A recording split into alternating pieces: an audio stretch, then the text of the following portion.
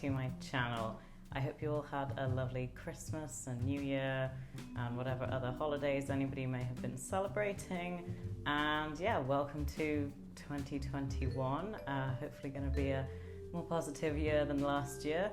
On that note, let's get started with a new cocktail. So this is unusual for me. I found this cocktail, I was actually, maybe back in December, I was browsing for a new mezcal cocktail. And so I stumbled onto Reddit.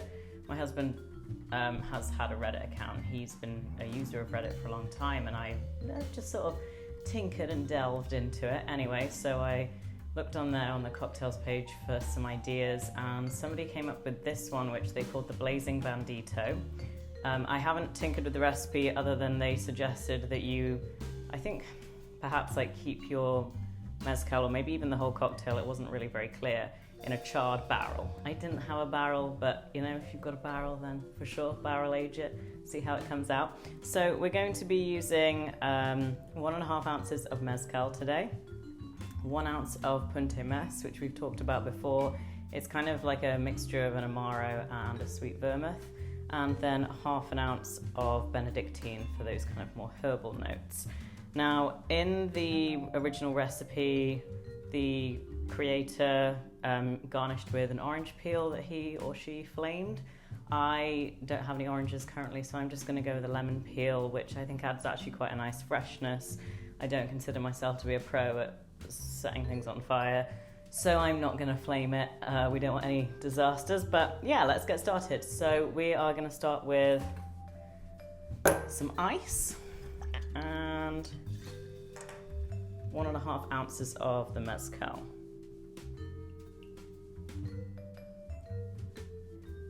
Now, this is one of those drinks, in fact had one last night. I made it, and you know, sometimes you make something and it is just exactly what you're in the mood for.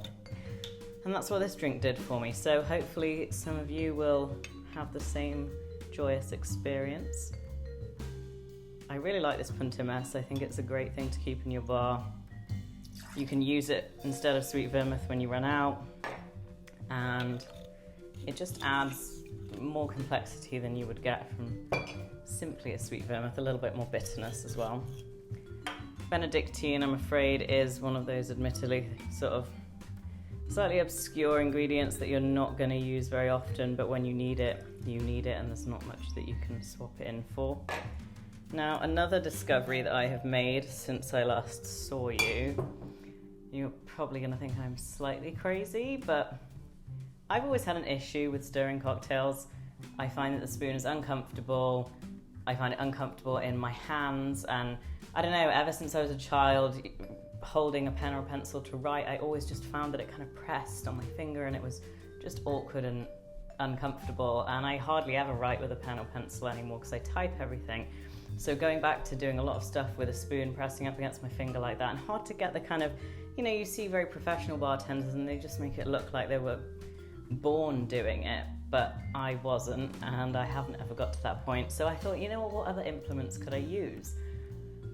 And I came up with a chopstick, and I tend to use the thicker end of a chopstick, and I just find that you can get a lot more momentum in there with it, and it just kind of, it seems more natural to me. It seems more instinctive and intuitive. When I'm stirring, I feel like the ice is starting to move around much more quickly than it does when I use a bar spoon.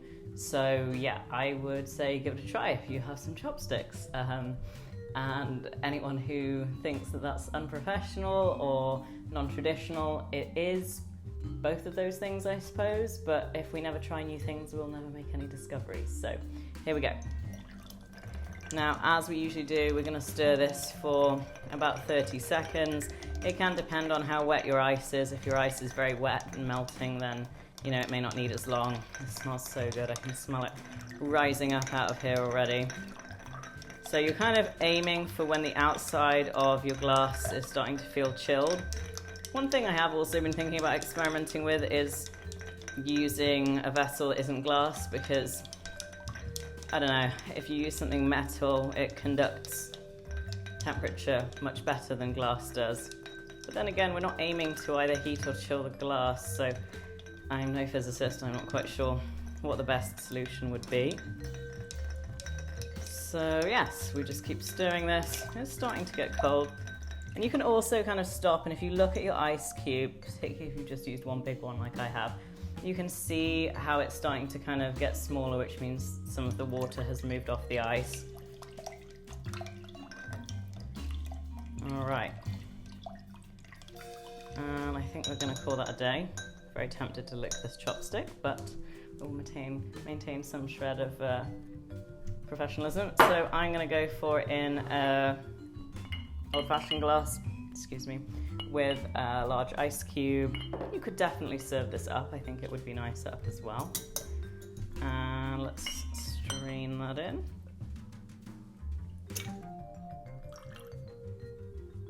Okay, and then for the lemon peel, I'm just going to take a peeler. You could use a paring knife. And see if we can get a nice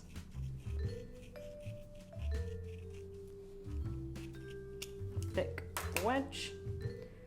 Let me move this out of the way. And we're just going to express that, rub it around the edge, and pop it in. Okay, we're all done. Let's give it a taste. Cheers. For those of you doing dry January, don't. Why give up something you love for a whole month?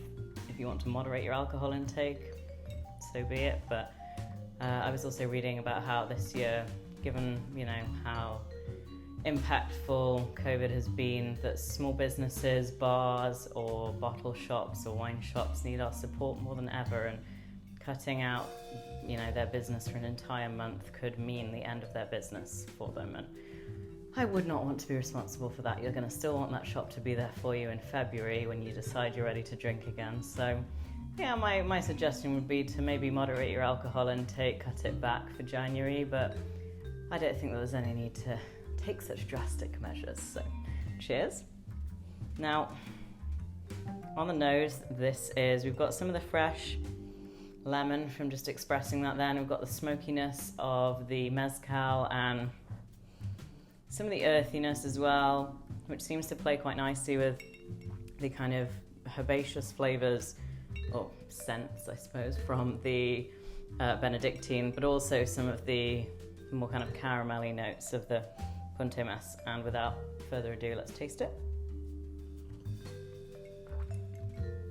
Oh, it's so good. It's that perfect balance of sweet and dry. It's kind of sweeter on the front and drier at the back, and it's got that smokiness and woodsy, kind of earthy winteriness to it. I feel like this is the drink for all moods. Maybe other than sort of sitting out by a pool on a hot summer's day when you might want something fruity, but this is the ultimate kind of evening contemplative sipper of a cocktail. So this is the Blazing Bandito, and thank you to the Reddit contributor who came up with this or suggested it on the post I was reading. It's excellent, and I hope you all enjoy making it. And I'll see you next week.